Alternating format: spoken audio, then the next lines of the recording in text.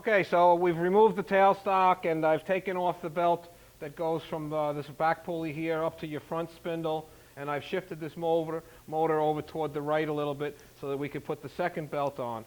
So now, with the tailstock out of the way, we can bring this down.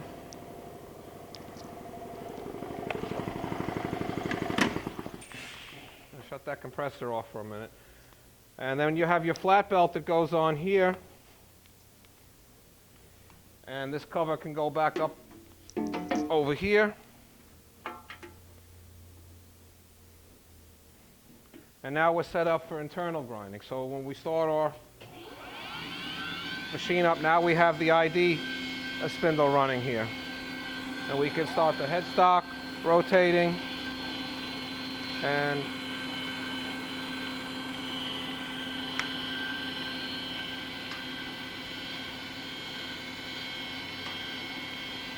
you can grind either in or out, whichever way you want to grind against the bore.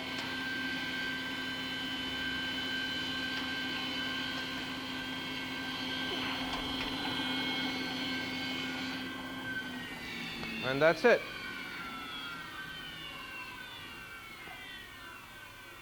Thank you very much.